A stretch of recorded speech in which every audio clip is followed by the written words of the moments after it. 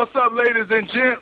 This is the Experienced One, a.k.a. the Black Pope, Elijah Burke, and you are listening to InYourHeadOnline.com. All right, we're back, and we are joined by Brian Fritz of Between the Ropes. Welcome to the show. Thanks for having me, guys. Hey, how's it going? Not too bad, just kicking back for a little while. Yeah. Bring up, of course, that you got the book coming out, Between the Ropes, Wrestling's Greatest Triumphs and Failures. Yeah, it will be out. Book should be out in stores. I believe June 26th is the target date they're looking at right now. Ah, cool. I know I pre-ordered it, but I think it was. I appreciate that, man. Yeah, it was supposed to come out early in the month, I believe. Yeah, it was. There was a couple little setbacks with the publishing company, but it was supposed to actually be out last month, but just a couple little final things getting squared away. So instead, it came out at the end of this month. Cool. When did you decide to write the book? We decided to do it back in fall of 2004. We actually had ECW Press contact me, and they were get in touch with me just to give me some free copies of books to plug them on the show. And basically we got into a discussion about whether or not we'd be interested in writing the book. And I said, let me just come up with an idea for something, though, rather than just transcribing some interviews that we've done on the show or anything. So I came up with an idea and got back in touch with them about a week later, and they liked it, and we decided to work out a deal and go forward with the book. What's the basic idea of the book? Well, basically what we do is we talk about the four major promotions that have been going on in wrestling over the past decade or so with WWE, WCW, ECW, and now TNA. And what we do is we go back and we talk about a few things that happened in each promotion just before we started doing our show, and then we talk about a lot of the things more in depth during the time that we've been on the air, because we've been on since August of 1998.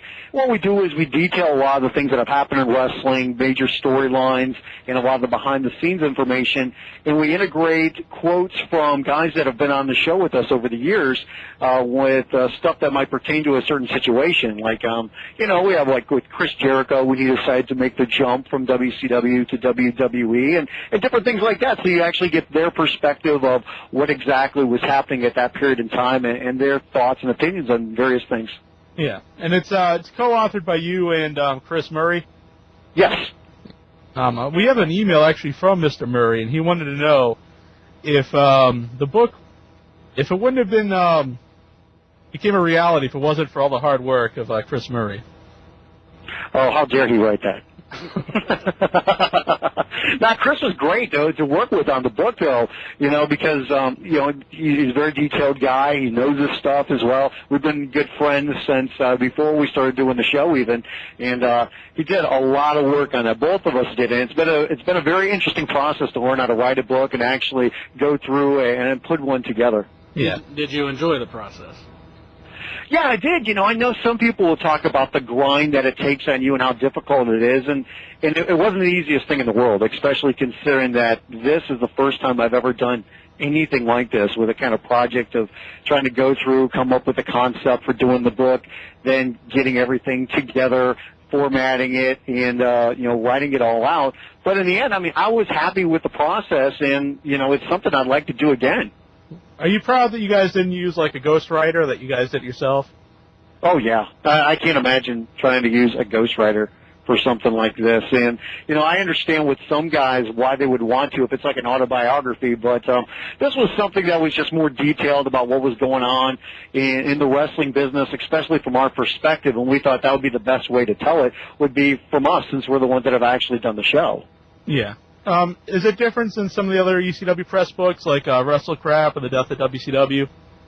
Yeah, I would say it is, because, like I said, what we do is we detail a lot of the stuff that have happened, but you also get quotes from the wrestlers themselves, so you can find out what they thought about various things and get their perspective on, why WCW died or why, various things happen in the wrestling business, and their involvement in it as well, because so many of these guys have been able to, tell their side of the story in the book.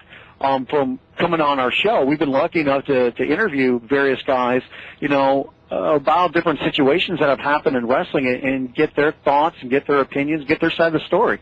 Cool. You got a question from the message board, Incher? No, I actually had a question for myself. I just want to know, why does Dickerman think he's a ninja now? Why does he think he's a what? A ninja. He thinks he's a ninja?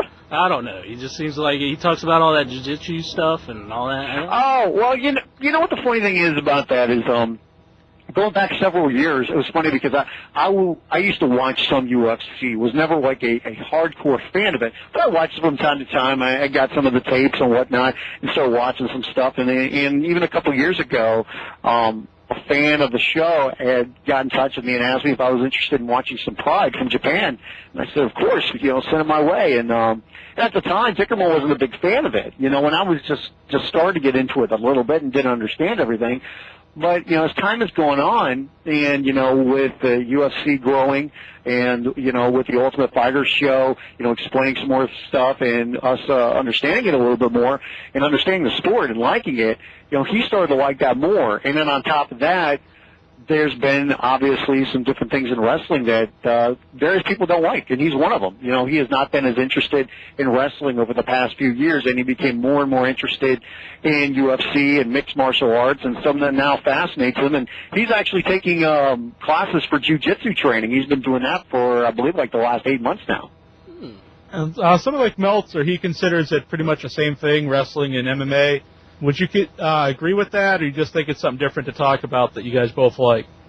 I think it's something a little bit different. I mean, I understand there are some similarities, obviously, with the business aspects and, trying to do storylines and angles and putting things together, but I would still separate it because come the end of the day, one is still a work and one is a shoot, or at least one's supposed to be a shoot, we'll put it that way. Right. The Gibberine Mouther, he wants to know, have you ever been assaulted by former guests or threatened? No, I've been lucky enough to have never had that happen, and I'm very happy to be able to say that because there's been a couple times where I guess I would say I've been a little bit worried about things and, how they can be possibly mistaken when it comes to guys taking stuff. We say what we do on the show, and we give our opinions about things that go on in wrestling and whatnot. And yes, we do make some jokes about things as well.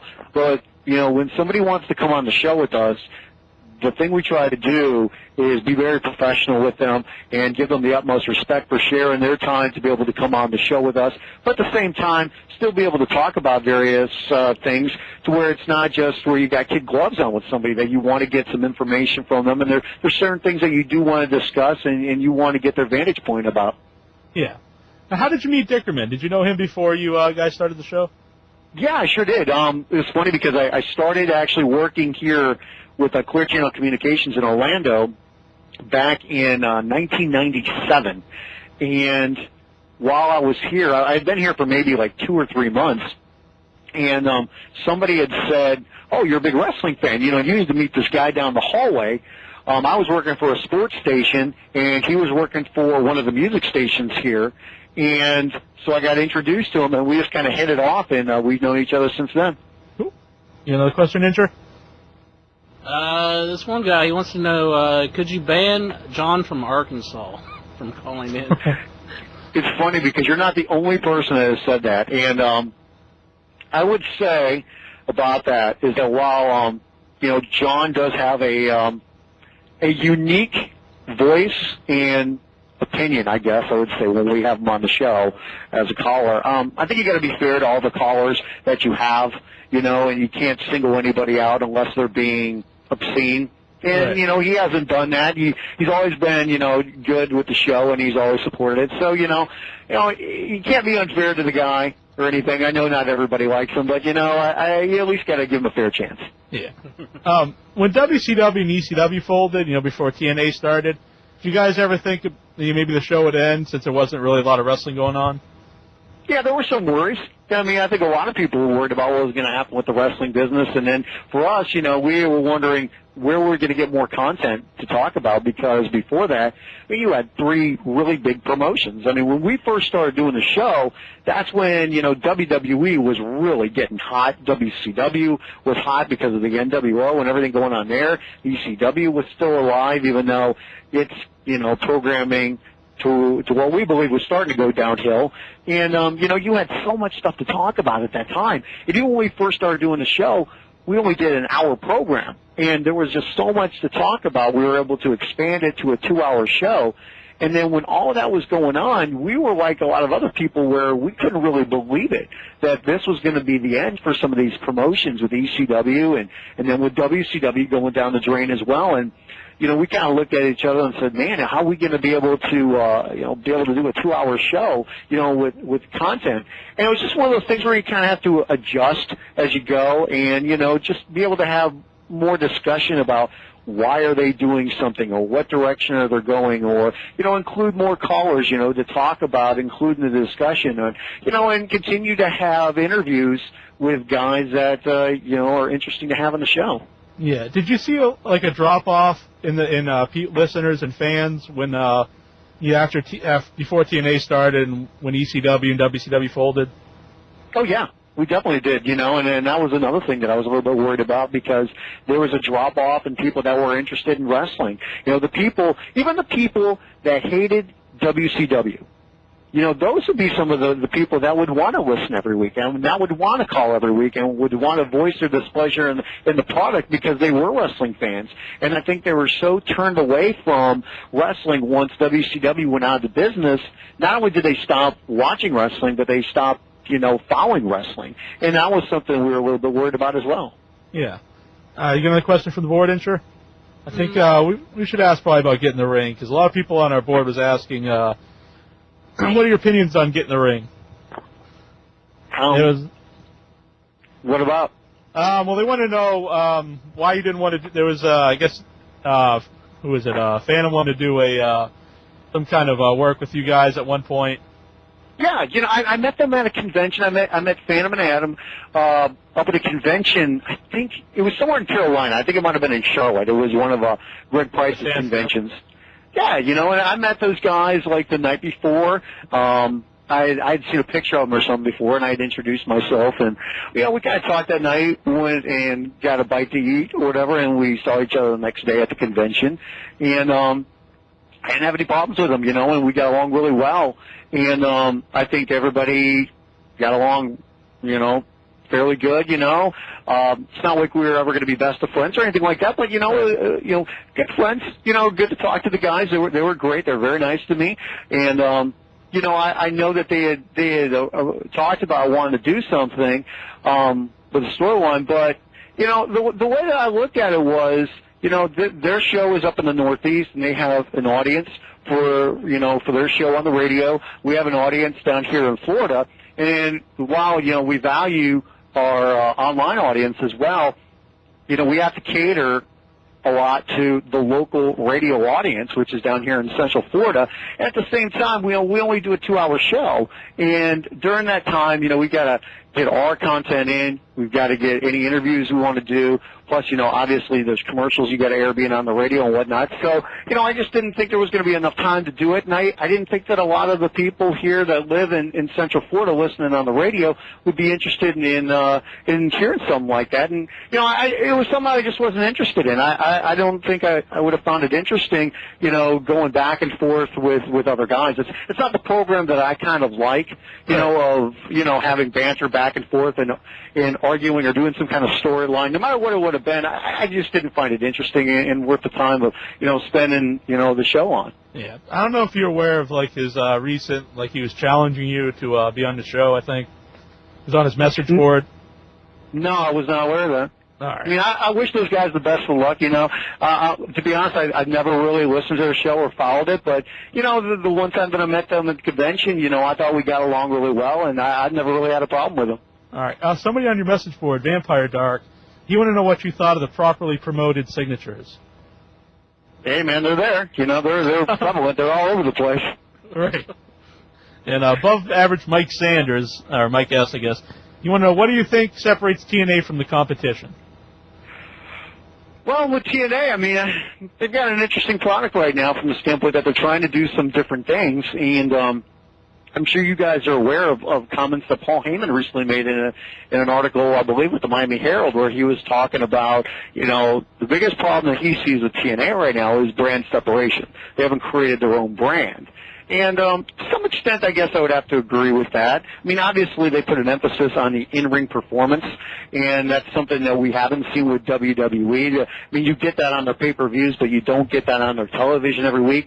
And meanwhile, TNA is trying to have longer matches on Impact each week, also have their matches on the pay-per-views, and that's what they try to emphasize right now. I think they're still somewhat playing around with the format, plus at the same time, they have to, play to Spike TV and the presentation that maybe Spike wants as well, and what should be a wrestling program, including storylines, trying to get more people interested in the product, and still deliver, great physical, athletic contests in the ring. And that's what they're trying to figure out. And I think they caught some of that. Obviously, they got Christopher Daniels and AJ Styles and, what they bring to the ring, which is awesome. And then obviously bringing in Samoa Joe, I think they found something there, and they continue to build on it because he's been with the promotion now for a year, and it's like a legend of Samoa Joe just continues to grow.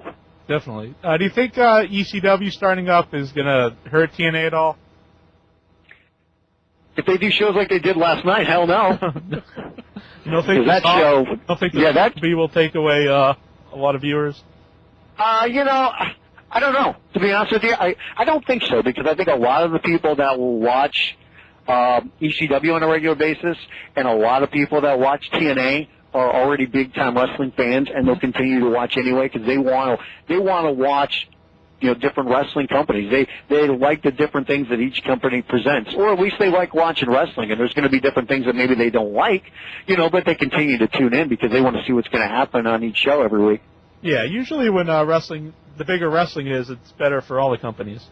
I think so, yeah, because, if you have more wrestling on and everybody's doing something different, there's a different flavor for everybody, and you're going to find something that you're going to like. You might not like something that WWE does one week, but there's something that ECW did that you liked because, that was a different brand. Or maybe there was something that TNA did that you really liked that stood out that's going to make you want to come back as a viewer. Yeah. Were you ever offered a contract from the WWE? No. No, I was not.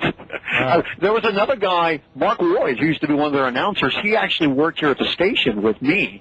He worked on the sports radio station, and it was something that he was somewhat interested in a while back. He was never a big wrestling fan, but he was he worked at the station, and at one period of time, he had said something to me like, it'd be interesting possibly to work in wrestling, and he came to me one time and said, hey, I think I'm going to interview for a job with them. He was the announcer on the radio for the XFL team here in Orlando. And because that was broadcast on one of our sister stations here. We have 7 stations here with Clear Channel Orlando.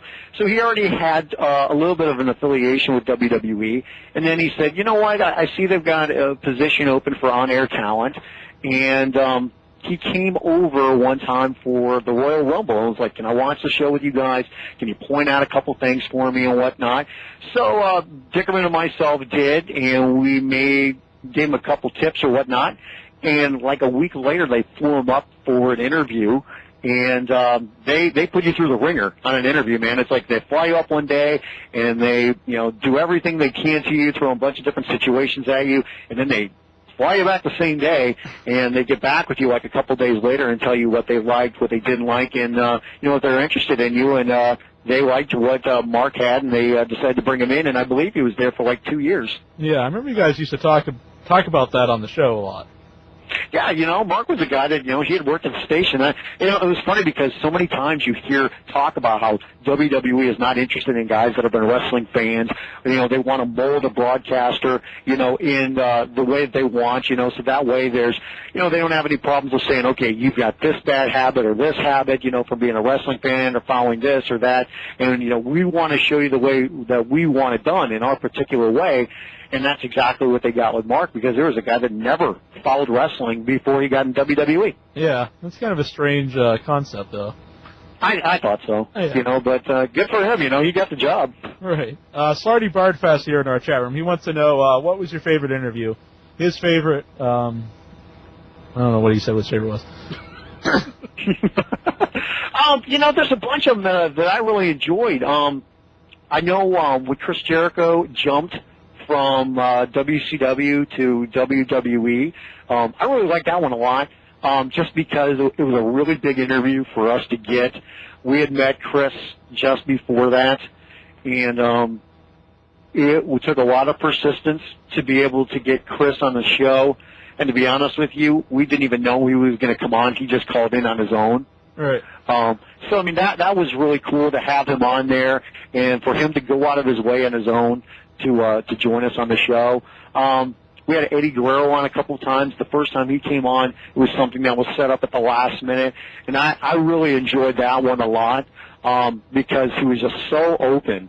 And to be honest with you, the funny thing was is we did his interview with Eddie, and we had set it up earlier in the day, and then come to find out, like the next day, word came out that WWE had started a new policy, like on Monday, like 2 days before, saying that none of the wrestlers could do any interviews without getting approval from the office. Right. And I called Eddie back and thanked him again, and I was like, man, I didn't know about this policy. Are you going to get in any kind of trouble, for doing this interview? And he goes, don't worry about it.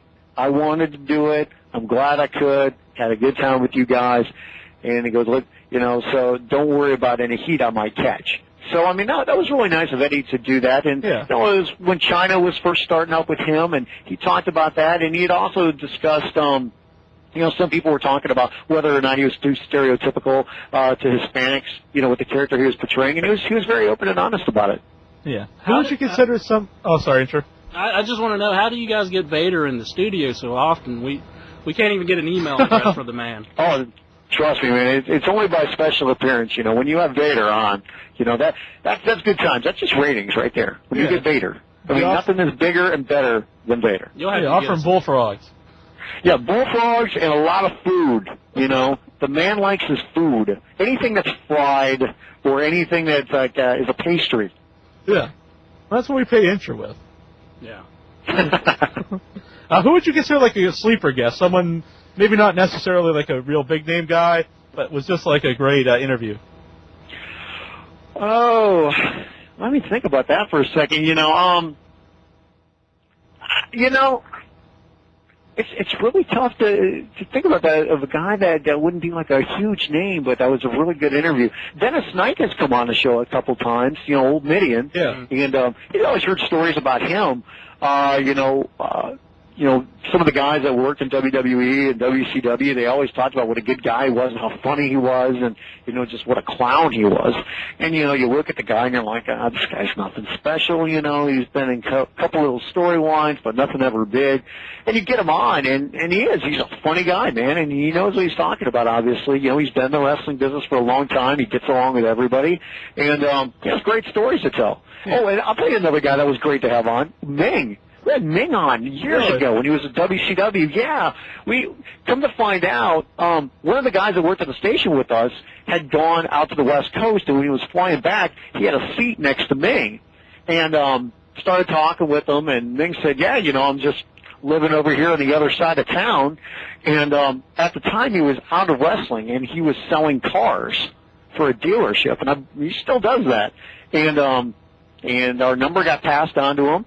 And we got in touch with him, and he came on, and, man, there's another guy. He's got some stories to tell, especially when it comes to Andre the Giant. Him and Andre were really tight, and you would tell these stories about how much alcohol that Andre could consume and all these weird stories, with Andre and Hacksaw Jim Duggan and all these other guys. Yeah, colossal connection. Yeah. All right. Someone here in our chat room, Jobber to the Stars, he asks us every week if you have any good rib stories. Rib stories for guys in wrestling or stories between me and the other guys? I guess between you and someone else. Maybe you and Dickerman. You know what? Brian Fritz. Yeah, to be honest, when we get in the studio, we try not to. There's so many things that go on behind the scenes, and you guys probably have the same thing going on with your show, where sometimes you guys are like making little jokes with one another or whatever, but it's not broadcast. It's just something that, with the way a guy looks at you, or a guy will do something to you, and throw stuff at you, or just do different little things like that, that we've had happen over the years, that always happens, and Dickerman will try to make me laugh or something, or, somebody on the air will make us laugh, and, we turn off our mics or something, something weird like that happens, but we haven't pulled any jokes on one another really in the studio too much. Yeah. Before I let you go, you want to tell anybody out there why they should buy your book? I'm sorry? If you, before I let you go, you want to tell everybody why they should buy the book? Well, I hope everybody buys the book because, we detail a lot of what's going on in wrestling over the past 10 years, and you get an interesting look from, from some of the wrestlers themselves. I mean, we got, quotes from all the different wrestlers that have come on the show over the years, whether, it's been Mick Foley, Vince McMahon, The Rock, Hulk Hogan, Randy Savage, Bret Hart, Sid Vicious, Shane Douglas, Jerry Lynn, Paul Heyman. There's been so many guys that we've been lucky enough to speak with over the years and be able to include some of their comments in the book. And on top of that, we do have some original contributions from different guys that we know in the wrestling business, like Mick Foley, Chris Jericho, Steve Corino, Shane Douglas, Jerry Lynn, Sinister Minister, Jim Mitchell, man, he tells some phenomenal stories, some funny stuff in the book, and I'm telling you right now, a lot of people are going to love the stuff that Jim wrote in the book, where he talks about, his relationship with the show and myself and Dickerman and how we got to know him and different stuff that he's done over the years and how he's been able to use me and Dickerman as scapegoats for not getting in trouble with his wife and different things like that, So, I mean, there's a lot of stories about the show itself, but, the bulk of the book is still talking about everything that's happened in wrestling over the last 10 years, give a lot of information for that, for the people that might not know everything that's happened or, want to find out exactly what did happen during that span, and then also be able to get more information from the wrestlers themselves. Yeah, cool. Well, we'll definitely talk about the book when we get it. Sure, it should. Like I said, you guys should be getting a copy here in the next couple weeks, and it should be hitting the stores on June 26th. And for everybody out there, next week you'll be able to pre-order the book on BetweenTheRopes.com, and we're going to, include some extra goodies for people, probably some extra audio from the show, and include that in the book for people that want to pre-order on the site for the same price you can get it at bookstores. Cool. And tonight's Jeff Jarrett on Between the Ropes. Double J, Jeff Jarrett, you know it. Cool. J-E-F-F-J-E-R-R-E-T-T. What's that spell? Double J, Jeff Jarrett. Hopefully he'll do the show on a white horse with glasses that light up. Yeah. Oh, definitely. Yeah. And orange pants. Now. Yeah. Oh, he's got to have orange pants too. Yeah, one of the greatest fake laughs is definitely Double J. Yeah, Jeff is actually a really good guy. I met Jeff when he was still with WWF. I met him at an appearance he made here in Orlando with, at the time, Owen Hart and Deborah. And he took a real interest in the show and everything, and then hadn't got an opportunity to speak with him in several years after that, and we had always wanted to have him on. And then TNA was starting up, and I got in touch with him, and, we've been friends since. Cool. All right, can we keep you on here for 1 second? Sure, man. This is Brian Alvarez, and I am commanding you to check out In Your Head Radio on InYourHeadOnline.com.